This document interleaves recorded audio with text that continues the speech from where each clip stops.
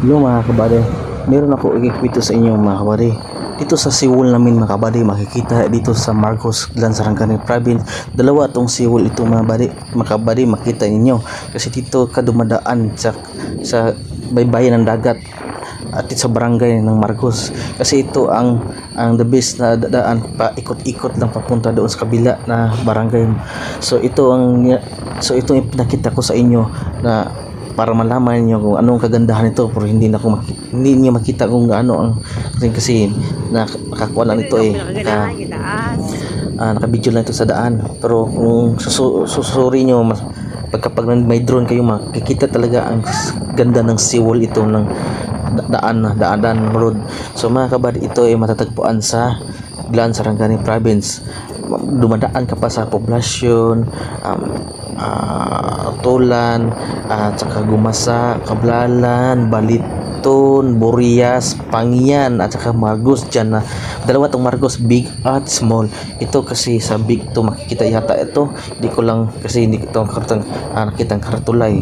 So pag titingnan makapunta kayo doon, safety talaga ang punta nyo dito. Mag-ride kayo dito lang pakan ganun. Dito sa malayo din kunti ito sa bayan mga kabady. So tignan niyo mga kabady, ang sarap pala tignan yan. Malakas ang hangin at saka masarap ang simoy ng hangin, parang fresh na fresh talaga ang hangin. So ayun lang mga kabady, yan makikita dito yan sa Marcos.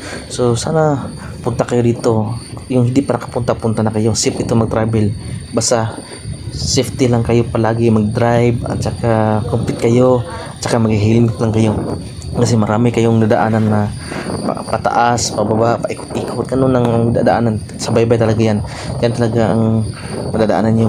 So mga kabady, sa aking mga kabady, ito matagal na ako gusto mapunta dito sa baybay nito mga kabady, kasi sa tagal-tagal ko dito nakatira, hindi kayo masyado makapunta ng lugar ito mga kabady. Kung wala kang service, sana o may service kayo, pwede kayo makapasyal dito.